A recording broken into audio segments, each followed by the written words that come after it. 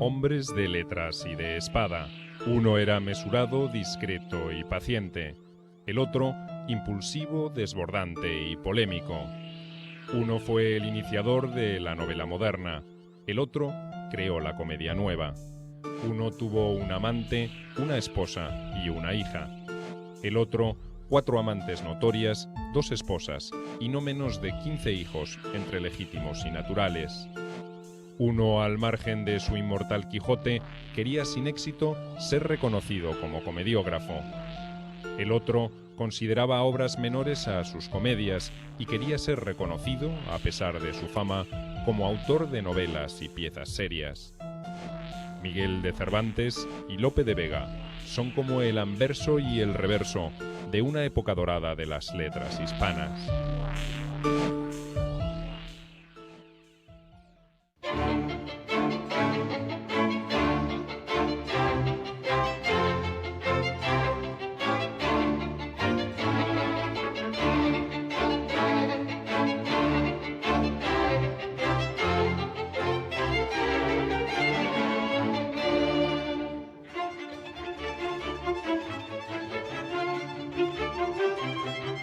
Cervantes, Lope de Vega.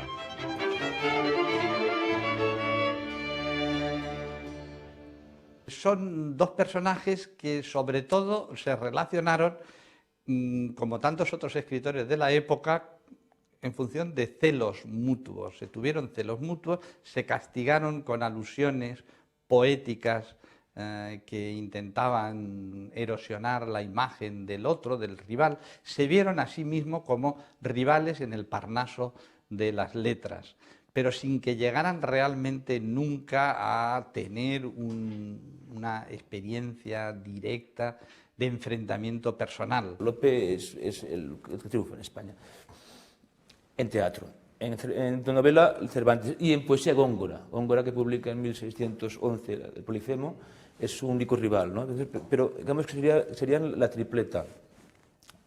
Cervantes inventa la novela moderna, 1605, Lope inventa el teatro moderno, 1609 publica Arte Nuevo, y Góngora la poesía moderna, 1611. O sea, serían los tres. Es el momento en que tiene más importancia España en su historia cultural, más que Italia, más que Francia. Sin duda, 1547 fue un año de grandes cambios para Europa. Murieron Francisco I de Francia y Enrique VIII de Inglaterra. Los príncipes protestantes alemanes fueron derrotados en Mühlberg. En España se promulgaron los primeros estatutos de limpieza de sangre. Y en la ciudad de Alcalá de Henares, hacia el 29 de septiembre, nació un niño al que pusieron por nombre Miguel, y que estaba llamado a dejar su huella imperecedera en las letras hispanas.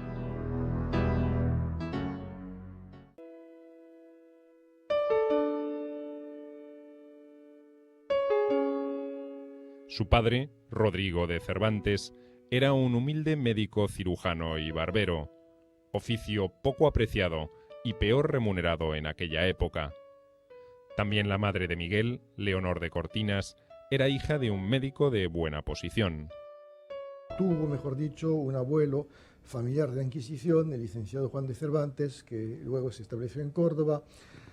Por el lado materno era de una familia, parece, de campesinos, campesinos acomodados. El padre era cirujano barbero, es decir, una profesión bastante poco considerada. Parece que la familia de Cervantes tuvo un momento bastante glorioso, digamos, de prosperidad en la época del abuelo, pero que luego decayó. Y, bueno, Cervantes nace entonces en una familia, digamos, de mediana condición. Él se decía hidalgo, los padres también, pero nunca produce ejecutoria. Y luego está el tema de que si fue converso o no fue converso. Bueno, eso es un tema inmenso. Es muy posible que tuviera antepasados conversos, pero bueno, yo no quiero convertir, digamos, la raza, como se decía, de Cervantes en clave que nos daría la razón de su personalidad y su obra. Cuando Miguel de Cervantes contaba con poco más de 3 años, su familia se mudó a Valladolid, donde se asentaba la corte de Carlos V. El viaje inició una serie de peregrinajes en los que el padre de Miguel buscó una y otra vez establecerse y ganar una clientela. Pero la fortuna se mostró esquiva con el cirujano, quien tuvo que sufrir más de un embargo de sus bienes y prisión por deudas. En 1556 abandonó la profesión médica, se instaló en Sevilla y se dedicó a las operaciones inmobiliarias, oficio con el que pudo mantener a sus 5 hijos.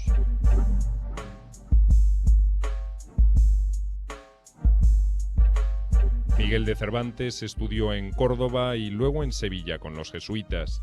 Allí, su familia era vecina del poeta, actor y comediógrafo Lope de Rueda, con quien estrecharon lazos de amistad.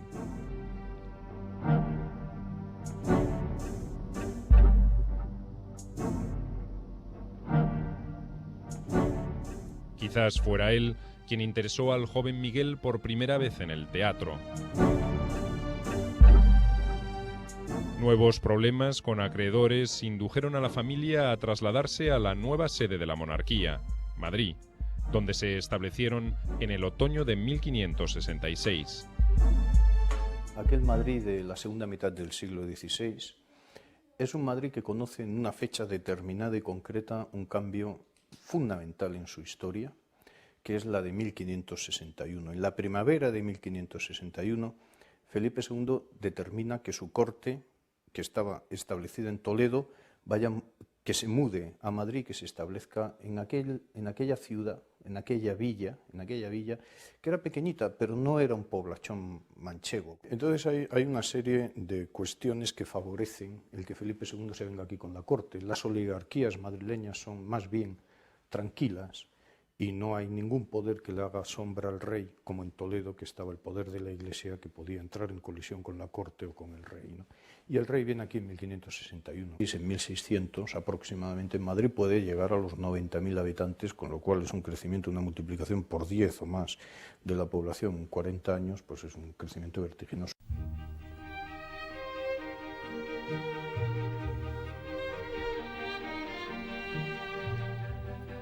Puesto que la casa de los Cervantes era espaciosa, recibieron en ella hospedaje un par de empresarios italianos y un músico y bailarín, Alonso Getino de Guzmán, vinculado a la compañía teatral de Lope de Rueda.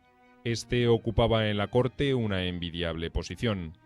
Gracias a él, el joven Miguel alcanzó su primer reconocimiento como poeta. En octubre de 1567, en ocasión del nacimiento de la segunda hija de Felipe II e Isabel de Valois, la infanta Catalina Micaela, Getino encargó a Miguel un soneto, que fue inscrito en un medallón, presidiendo uno de los arcos de triunfo erigidos para la circunstancia.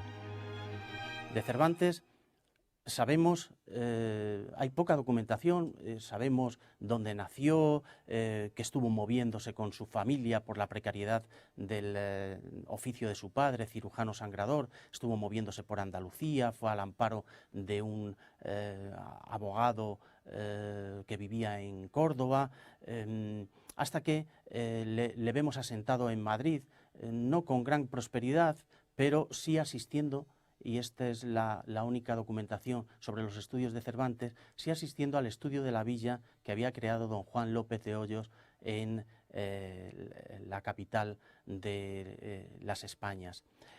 Y ahí es donde toma contacto con los clásicos. Cuando en 1568, al morir Isabel de Valois, López de Hoyos recibió el encargo de realizar una relación oficial de las exequias reales, encomendó a su discípulo 4 poemas para incluir en ella. Para esa época, Lope de Vega, a sus 5 años, ingresaba en el colegio de la Compañía de Jesús. Hay que recordar que Lope es mucho más joven que Cervantes. Cervantes es del año 47, Lope, si no me equivoco, es del año 61. Entonces, Lope es un principiante en un momento en que Cervantes ya ha publicado la Galatea, hecho de sus comedias. Y bueno, pues en los primeros momentos, por ejemplo en la Galatea, en una lista de poetas a los que Cervantes rinde tributo, pues hay un homenaje bastante cálido a Lope. Luego las cosas parecen haberse, digamos, parecen que se van agudizando, bueno, agriando. Cervantes es un vivo ejemplo de cultura oral. Uno está leyendo el Quijote y está escuchando que le están narrando experiencias en primera persona, muchas de ellas, o experiencias a través de cuentos intercalados en el transcurso de la narración, pero sobre todo estamos escuchando más que leyendo. Es importantísima la oralidad en Cervantes. La carrera de Miguel en el mundo de las letras parecía promisoria, pero pronto hallaría un fin abrupto. En 1569, en un duelo, hirió gravemente a un tal Antonio de Segura y se ordenó su captura. Miguel huyó a Sevilla y de allí a Roma, y se lo condenó en rebeldía a la amputación de su mano derecha y al destierro por 10 años. En Roma, Miguel, gracias a las gestiones de un pariente no demasiado cercano, el purpurado Gaspar de Cervantes y Gaete, entró como ayuda de cámara al servicio de Monseñor Aquaviva, quien pronto sería nombrado cardenal. Pero no duró mucho tiempo en esas tareas y decidió optar por la carrera de las armas.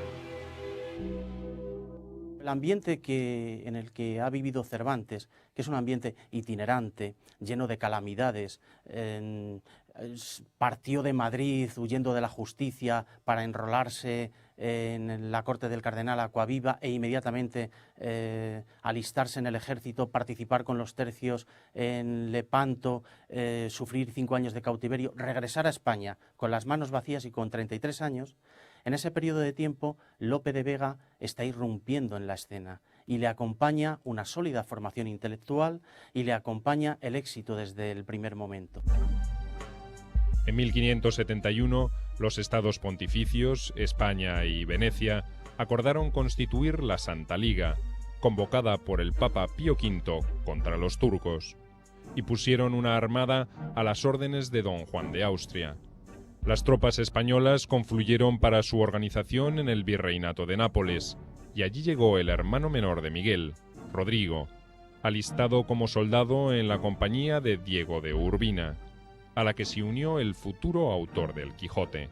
El 23 de agosto de 1571, la imponente escuadra de Juan de Austria zarpó de Nápoles hacia Corfú, donde una fortaleza cristiana había resistido el asedio de los otomanos, y luego entró en el Golfo de Corinto.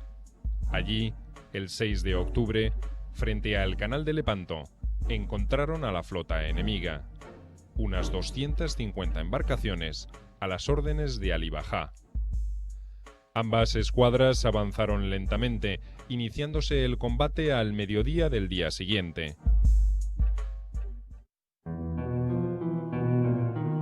Miguel se hallaba afiebrado, presa de la malaria. Sin embargo, se negó a permanecer bajo cubierta y participó en el combate. Los testimonios de la batalla dan constancia de la bravura del joven soldado, quien recibió 3 tiros de arcabuz, 2 en el pecho y 1 en el brazo izquierdo, que le inutilizó esa mano y le valió el apodo de Manco de Lepanto. La batalla terminó con la incuestionable victoria de los aliados cristianos. Y aquel Cervantes que parecía a la altura de 1571 que iba a poder ser un soldado pues como tantos de nuestro siglo de oro, un hombre que ya había publicado versos y que se metía a las armas, en ese sentido encarna perfectamente el ideal del escritor militar, ¿no?, del siglo XVI. Al regresar la escuadra española a Mesina, Miguel fue promovido a soldado aventajado, o sea, soldado de élite, lo que implicaba, entre otras cosas, un mayor sueldo. Mientras tanto, en Madrid, el joven Lope de Vega llegaba a los 10 años y se iba revelando como una mente despierta y aplicada. En esta época, deslumbraba a sus familiares y maestros traduciendo al castellano poemas latinos. Un brillante futuro en las letras se iba abriendo para él. Durante los años siguientes, Miguel de Cervantes no tuvo actividad militar alguna y se dedicó a leer. Petrarca, Tasso, Ariosto y Boccaccio, entre otros, fueron sus favoritos. Cervantes yo creo que era un gran devorador de toda aquella lectura que caía en sus manos, que no debían ser cuantiosas por su escaso poder adquisitivo, pero sí leía todo lo que llegaba a su poder. Cualquier papel que estaba a su alcance, él lo elaboraba y debía tener una enorme memoria porque él luego lo supo reciclar en toda su obra literaria. De manera que si algo resaltaría, aparte de su capacidad para retratar la época, no solo en El Quijote, en las novelas ejemplares, en casi toda su obra, es la asunción de todo lo que ha visto, de todo lo que ha escrito y su transmisión en forma de narración oral.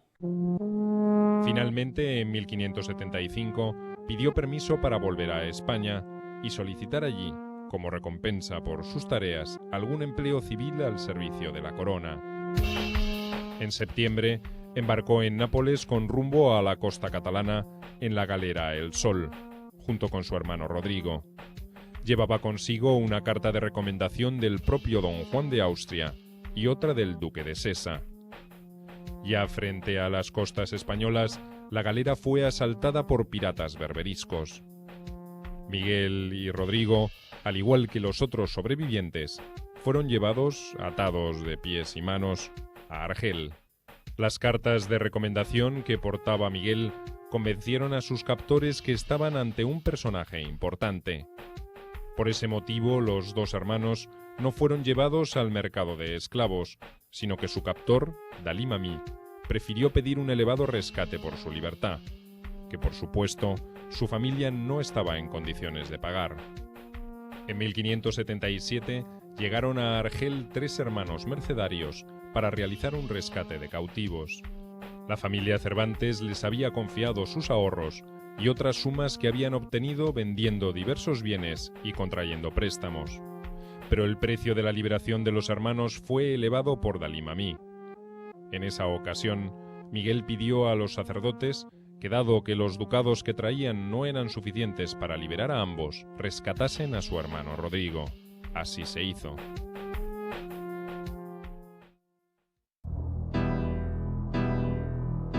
En 1577, Lope produjo su primera obra teatral, la comedia La Pastoral de Jacinto, en 3 actos, que fue celebrada con entusiasmo por el obispo don Jerónimo Manrique de Lara, a cuyo servicio ingresó inmediatamente el brillante joven.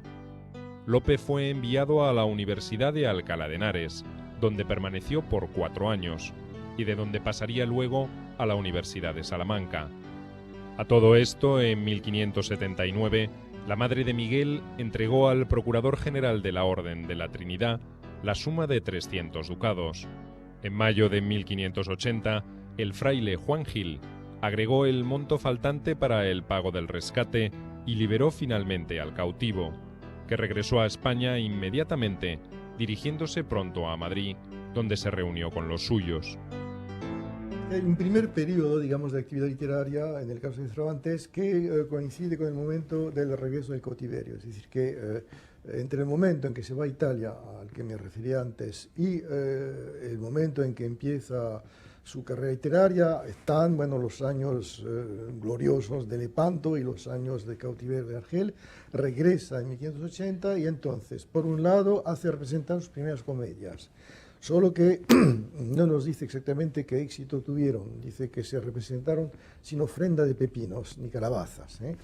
Estamos en un momento en que empiezan su actividad los corrales, es decir, se representan obras ante un público por compañías de actores profesionales. Pero de estas obras que dice Cervantes haber compuesto, solo conservamos 2, que son los Tártaros de Argel y la Numancia. Las demás obras son títulos para nosotros de obras que se han perdido. Mientras se producía el regreso de Miguel de Cervantes a Madrid, el muy joven Lope de Vega andaba de amores con una muchacha llamada María de Aragón, con quien tuvo un hijo, nacido en 1580. La situación era bastante complicada, porque en ese mismo año, Lope, quien había comenzado a escribir comedias con buen éxito, conoció a Elena Osorio, hija de un director de compañía teatral, Jerónimo Velázquez, y esposa de un comediante de quien estaba separada. Lope se enamoró enseguida de ella. Acosado afectivamente por María y Elena, optó por alistarse en 1582 en una expedición bajo las órdenes de don Álvaro de Bazán, que tuvo como misión conquistar las Islas Terceiras en las Azores. La expedición fue un éxito.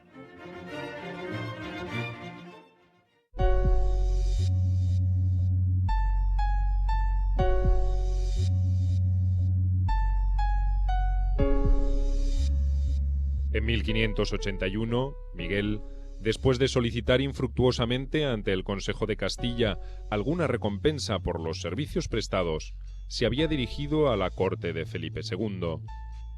Allí el rey le concedió una breve misión diplomática en Orán, después de la cual Miguel volvió a Madrid. No teniendo por el momento otra ocupación, se dedicó a escribir y a vincularse nuevamente con los círculos literarios de la ciudad.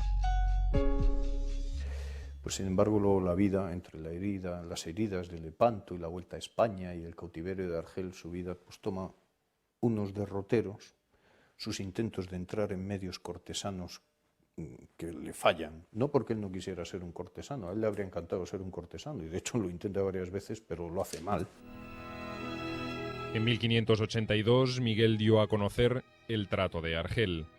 En 1583, Numancia, y en los años siguientes, alrededor de 20 comedias que desafortunadamente se han perdido. De esa época son también sus amores con una mujer casada, aunque separada, Ana Franca de Rojas.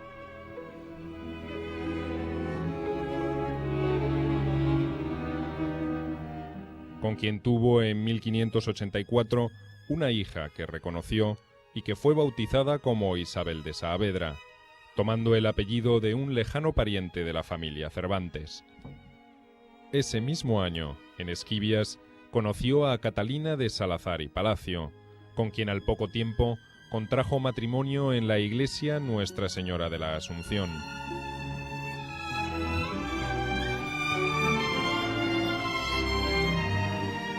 Después de casarse, Miguel se estableció en la casa de su mujer, cuya familia tenía olivares y viñedos.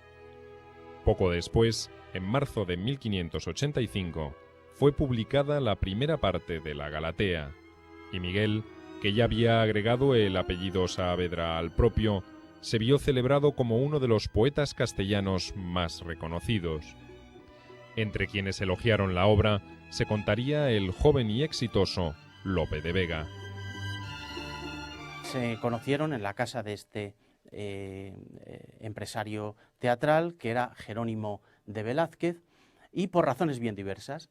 Cervantes tiene algunas comedias y está intentando que se las estrenen en los dos corrales de comedias que había en Madrid entonces, el Corral del Príncipe y el Corral de la Cruz.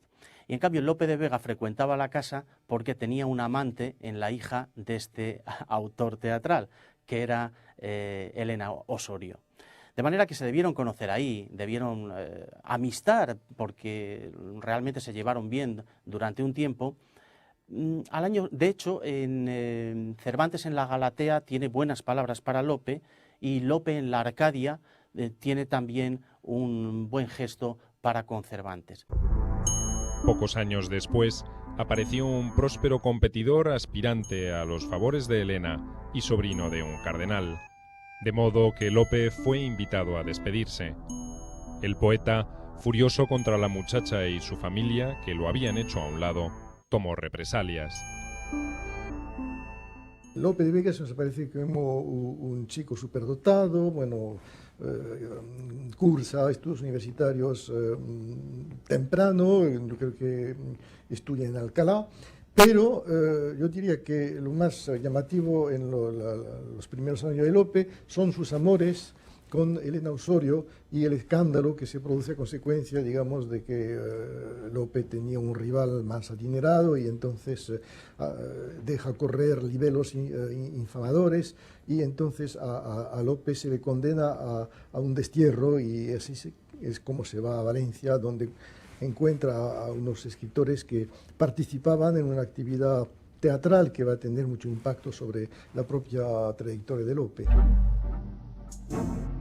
Poco después, estuvo expuesto a una nueva acción judicial por el rapto de Isabel de Urbina.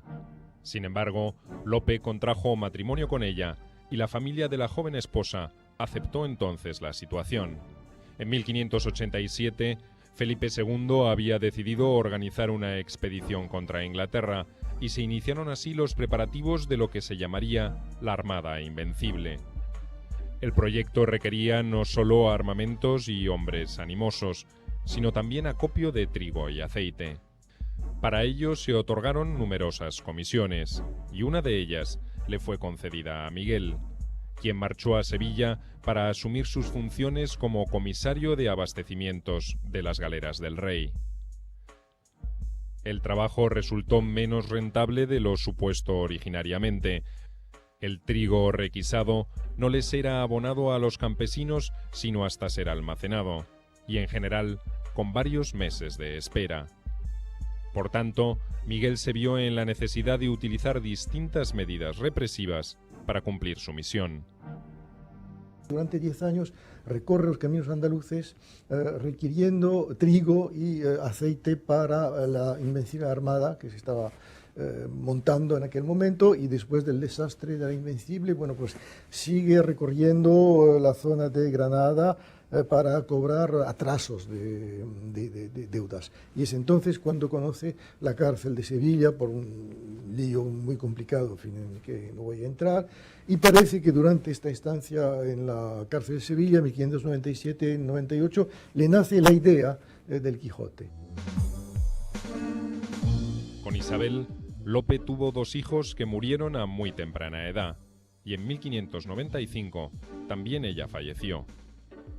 Tiempo después contrajo matrimonio con Juana de Guardo, hija de un rico abastecedor de la corte. Este fue, además, uno de los periodos más prolíficos de su pluma. Lope había creado la comedia nueva, apartándose de la preceptiva aristotélica y elaborando un estilo al gusto del público, lo cual daba a sus comedias gran éxito y las hacía deseables por las compañías teatrales, que competían por los favores del comediógrafo. Lope tiene una máxima, y es: quiero ganar dinero. De manera que supo perfectamente conectar con el gusto popular, acabó con los preceptivos aristotélicos del teatro e introdujo temas que el público aceptó como muy personales, como que se pusieron literalmente de moda, y desde la década de los 70 del siglo XVI hasta 1640, esos gustos van a ir por la comedia de capa y espada, siempre con unos personajes reconocibles por parte del espectador. Lope tiene una conciencia muy clara de las reglas del juego, es decir, que no se puede escribir así por las buenas una comedia, hay que tener oficio, y lo tiene.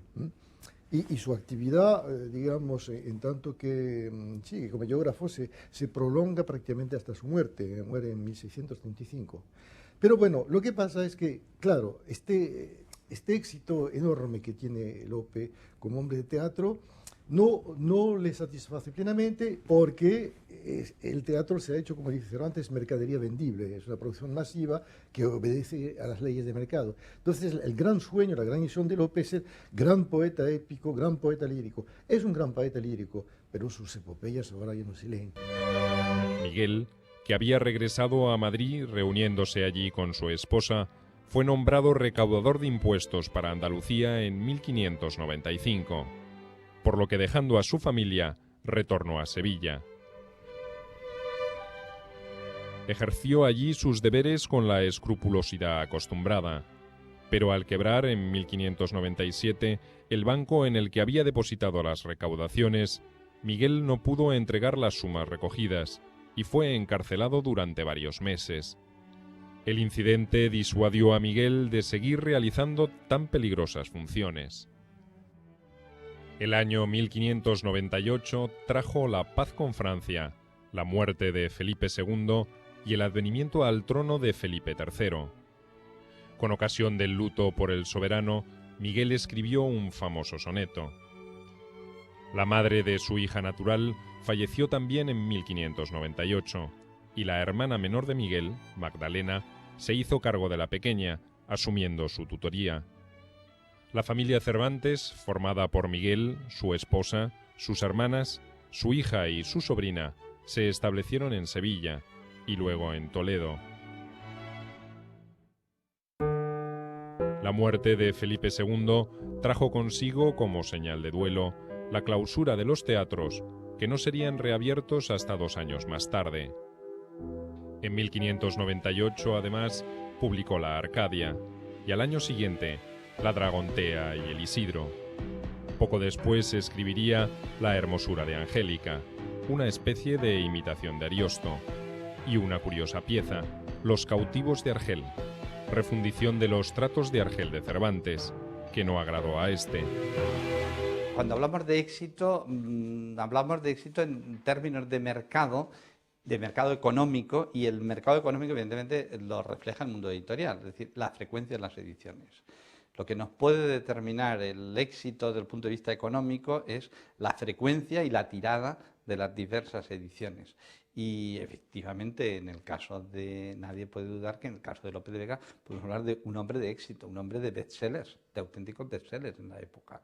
El mercado le pedía a gritos obras nuevas en las que incluso le proponían el tema concreto histórico sobre el que tenía que escribir, que él naturalmente idealizaba a su manera y le daba a esa sociedad lo que la sociedad pedía. Luego, en 1601, Felipe III lleva la corte a Valladolid, vuelve a caer la población de Madrid, vuelve en 1606, crece otra vez la población de Madrid con el retorno.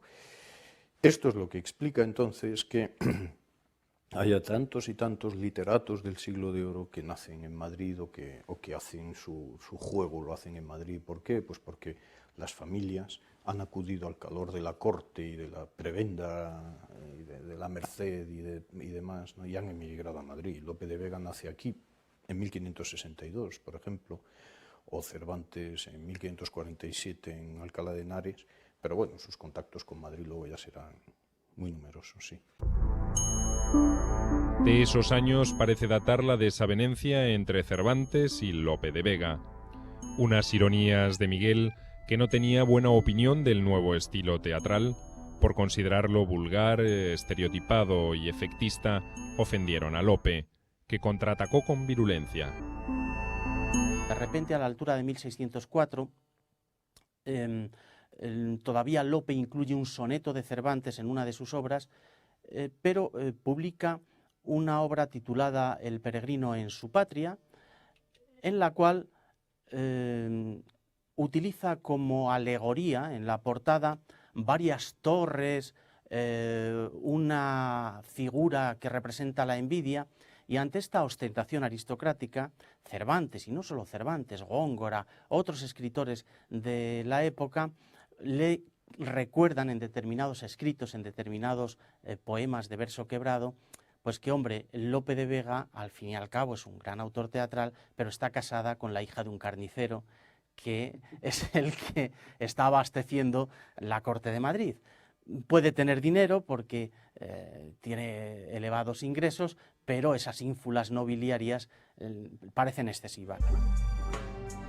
Lope frecuentaba los mismos círculos que Miguel y conocía por eso la novela que éste pronto publicaría. No tuvo entonces reparos en anunciar a quien quisiera oírlo que ningún poeta era tan malo como Cervantes y que nadie habría tan necio que pudiese alabar el Quijote. Entre el 4 y el 5, entre 1604 y 1605, es evidente que ya no se continúan estas buenas relaciones. De hecho, la primera carta que conservamos de Lope de Vega en su epistolario, la primera carta escrita desde Toledo, ya anuncia, ¿verdad? Ya se sabe que Cervantes desprecia a Lope y sobre todo Lope desprecia el Quijote. Aun antes de haberse publicado el Quijote, es un dato muy significativo, es decir, que debió, sin duda, corrió una copia manuscrita de la primera parte del Quijote, de la primera parte del Quijote, hubo una copia manuscrita que se que la leyeron gentes de tertulia literaria y tal, y entonces Lope de Vega ya arremete ahí contra Cervantes. ¿Sí? Por temor a enemistarse con Lope, diversos poetas declinaron el ofrecimiento que Miguel les hiciera para prologar su novela con algún soneto o décima, como era entonces costumbre. Ante lo cual, éste elaboró varios poemas que atribuyó a distintos personajes de la ficción, como Amadís de Gaula, Orlando Furioso y otros, y hasta incluyó un soneto en forma de diálogo entre Babieca y Rocinante. Pese a todo, la obra, con una dedicatoria al duque de Béjar, salió de imprenta en Madrid a principios de 1605. En 2 meses ya había agotado 2 ediciones e iba por la tercera. Lo que pasa es que el éxito que tiene el Quijote no se corresponde, digamos, con la representación que nos formamos hoy del caballero, de la transfigura, figura patética. Es más bien un libro de burlas. Es decir, la gente se ríe de los disparates de Don Quijote, de las gracias de Sancho, y no hay, digamos, ningún fenómeno de identificación del lector con Don Quijote. Y lo que sí también testimonia el éxito son los bailes, las mascaradas, donde aparecen desfilando Don Quijote y Sancho siempre como figuras de risa. A la gente le gustaba ese tipo de figura, porque los desplantes de un inadaptado, bueno, pues provocan la risa, y además hay que pensar que las aventuras de Don Quijote muchas veces se leían en voz alta porque gran parte del público no sabía leer. Entonces el Quijote se prestaba a una lectura activa que provocaba la risa. Y además había cosas que luego, bueno, van a imponerse. Es decir, la gran novedad del Quijote es que Cervantes da la palabra a sus personajes. Es decir, que en vez de colocarse en primer plano y decirnos lo que hacen, hace como si ellos cobraran vida. Don Quijote es una figura que se inventa a sí misma. Es Alonso Quijano, un desconocido, un hidalgo de aldea, un buen día, bueno, se convierte en caballero andante y accede a la existencia literaria. Y cada personaje habla con su propio estilo. Hay un idiolecto, como se dice, Don Quijote, que no es el de Sancho, que no es de los demás personajes. Y esto fue la gran novedad. Cervantes lo que supo es llevar todas sus vivencias personales, que le permitieron tratar desde con nobles hasta con arrieros de la más baja estofa, tratar de llevar esas vivencias a sus obras y hacerlo además muchas veces en primera persona, como las alusiones en sus comedias a los baños de Argel, a los tratos de Argel, que evocan su cautiverio en tierras berberiscas, y otra a través de su contacto con la sociedad rural con la que tuvo que lidiar como alcabalero, buscando abastos al servicio de la corona para financiar la empresa de la Armada Invencible. El éxito del Quijote no hizo más que exacerbar el fastidio de Lope, quien remitió a Miguel un soneto, bastante grosero, vapuleando la novela cervantina, tildándola de baladí y llamando a su autor puerco, a la vez que el propio Lope, al compararse con él, se representaba como Apolo.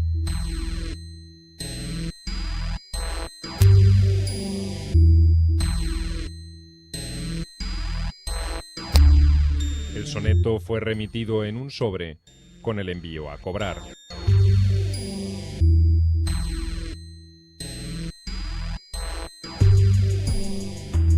Miguel luego diría que lo que le dolió de aquello fue el real pagado por tan pobre carta.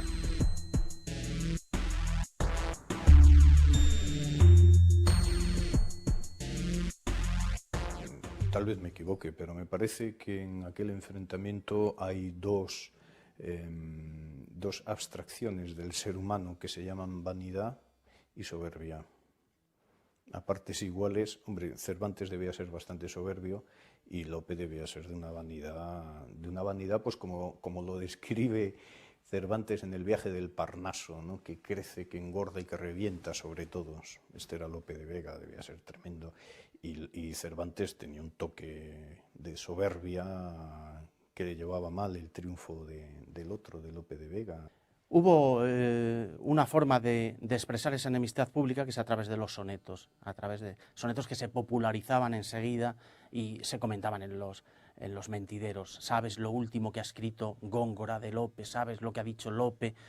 Otra vía de ataque de unos y otros eran los elogios que precedían a las obras. Esta serie de poemas que servían de introducción a las publicaciones, porque ahí se lanzaban unas pullas muy directas. Y por otra parte está lo que no se ve pero intuimos, es decir, las trampas que le pudieron poner a Cervantes en determinadas academias, en la concesión de premios como los Juegos Florales, e incluso en que Lope recomendase a determinados directores teatrales que no estrenasen las obras de Cervantes. Lope conoció en 1605 al duque de Sesa y al año entró a su servicio. Consciente de que la profesión de escritor no le proporcionaba ingresos suficientes para satisfacer sus aspiraciones, Lope buscaba una vez más la seguridad del mecenazgo, a diferencia de Miguel, que rehuía cada vez que podía todo tipo de servicio personal. En 1606, la corte cambió su residencia nuevamente a Madrid, y Miguel la siguió con su familia. En 1608, Lope dio a conocer La Jerusalén conquistada, obra compuesta a imitación de Tasso, y al año siguiente publicó su Arte nuevo de hacer comedias, verdadero manifiesto de la comedia nueva. Por esa época se hizo familiar, es decir, colaborador del Santo Oficio. A mediados de 1609, el mismo año en que Felipe III firmó el decreto de expulsión de los moriscos, la esposa y las hermanas de Miguel tomaron los hábitos franciscanos, y el propio Miguel se afilió a la Congregación de los Esclavos del Santísimo Sacramento. También Lope sintió acentuadas sus tendencias místicas por ese entonces e ingresó en la Cofradía del Caballero de la Gracia y al Oratorio de la Calle del Olivar. De esta época es una de sus piezas más conocidas, Peribáñez y el Comendador de Ocaña. 5 años de cautiverio en Argel, toda la vida pidiéndole a la corte alguna prebenda por haberse dejado la salud en el empeño, en la batalla, y nunca obtuvo ninguna respuesta positiva. Incluso en la última etapa de su vida, cuando ya vive en la indigencia, en la calle del León, rodeado tan solo de su mujer y de una sobrina, con alguna visita de alguna hija natural o de alguna de sus hermanas, en esa última etapa era tal el grado de necesidad que intenta irse con el conde de Lemos a la corte italiana que iba a fundar como escritor de esa corte. Es decir, hasta el final de sus días está intentando medrar económicamente, salir de esa postración material en la que vive. Cervantes intentó integrar esta comitiva, pero sin éxito. Sin embargo, en esta ocasión, el conde le otorgó alguna merced, por lo que el escritor le quedó grandemente agradecido. Por otra parte, no se sumió en la inactividad. En 1613 entregó a la imprenta sus novelas ejemplares, que sorprendieron por sus innovaciones estilísticas y alcanzaron pronto éxito. Para esa época ingresó como novicio en la Orden Tercera. Son unos años en que Lope está en la cumbre, digamos, de su gloria, de su éxito. Es de Lope, se dice es de Lope para decir que todo era una maravilla. Pero al mismo tiempo, bueno, hay una serie de fenómenos que conviene tener en cuenta. Primero, el hecho de que en su vida personal conoce diferentes desgracias. Bueno, tiene varios hijos que mueren muy chicos, muy chiquitos. Luego pasa por una crisis espiritual y recibe órdenes y se mete a cura, como diríamos, lo cual no le impide mantener nuevos amores. Luego su amada, digamos, predilecta, Marta Nevares, pierde la vista y se vuelve loca, y esto va a ser un drama tremendo para Lope, y ocurre que nuevos poetas aparecen, y entre otros Calderón, y a partir de los años 1625-1630, a pesar de que Lope sigue escribiendo comedias, bueno, no aparece como, digamos, el astro de la vida teatral de aquel tiempo. En 1614, a la vez que salía de imprenta su viaje del Parnaso, Miguel encontró que circulaba por España una versión apócrifa de la segunda parte del Quijote, firmada por un tal Avellaneda, en quien la tradición ha querido ver a alguno de los acólitos de Lope. Se trataba de una parodia de bajo valor. Cervantes, sabiendo que la primera parte de su novela se había traducido al inglés, decidió escribir su continuación. Al año siguiente la entregó a imprenta, con una dedicatoria dirigida al conde de Lemos. Junto con ella, publicó también 8 comedias y 8 entremeses, obras que había escrito y que no había conseguido hacer representar por ninguna compañía teatral.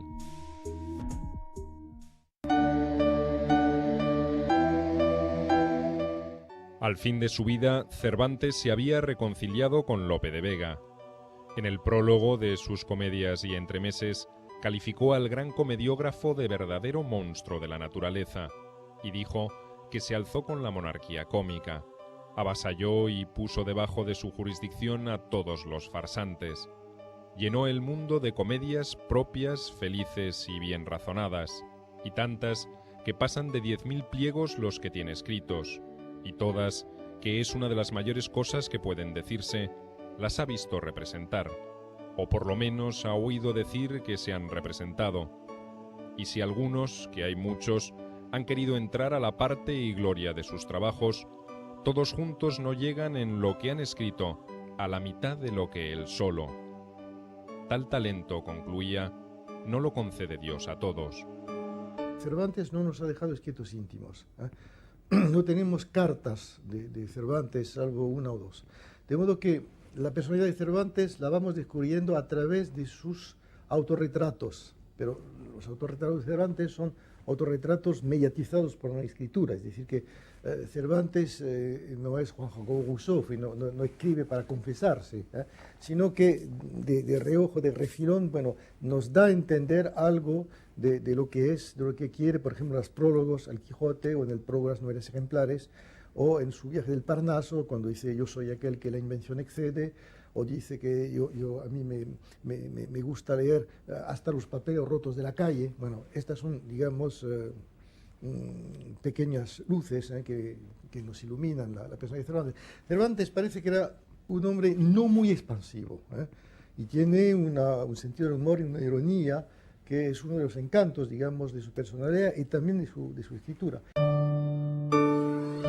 Desentendiéndose del previsible éxito de la segunda parte del Quijote, Miguel se ordenó formalmente como tercero franciscano y se dedicó a lo que sería su última obra, Las aventuras de Persiles y Segismunda, que finalizó el 19 de abril de 1616. 3 días después, víctima de hidropesía, falleció en su casa de la calle del León, esquina con la calle de Francos, atendido amorosamente por su esposa y su sobrina. Fue sepultado con el sayal franciscano en el convento de las Trinitarias Descalzas de la calle de Cantarranas, que hoy lleva el nombre de Lope de Vega. En 1617, Lope comenzó a supervisar la publicación de sus obras. Su éxito y popularidad no decreció en esos años. Entre 1617 y 1627 escribió algunas de sus mejores páginas: Fuente Ovejuna, El Caballero de Olmedo, Las Fortunas de Diana, La Filomena, El Mejor Alcalde, el Rey, La Circe y El Romancero Espiritual, entre otras. Poco después, Marta de Nevares, quien fuera la gran compañera de sus últimos años, falleció. En estos tiempos aciagos, Lope encontró, sin embargo, la paz para escribir piezas como La Dorotea, Amarilis, Filis, El Castigo sin Venganza, Corona Trágica, El Laurel de Apolo, Rimas Humanas y Divinas y otras más. Lope de Vega murió el 27 de agosto de 1635 en su casa de la calle de Francos, que hoy lleva el nombre de Cervantes, cerca de la iglesia de San Sebastián, donde el poeta y comediógrafo fue sepultado. La ironía es que ciertamente a la luz de la historia premia y la historia castiga. La historia quizá ha premiado más a Cervantes que a Lope de Vega. La vida le premió más a Lope de Vega, pero sin embargo le castigó la historia en el sentido de que la consideración estelar que ha tenido Cervantes y en particular su Quijote en toda Europa a lo largo de los siglos jamás la ha tenido ninguna obra de Lope de Vega. Dicho de otra manera, Cervantes se pasó toda la vida envidiando a Lope de Vega y quizá Lope de Vega en su tumba se haya pasado siempre en la tumba envidiando el éxito póstumo de Cervantes.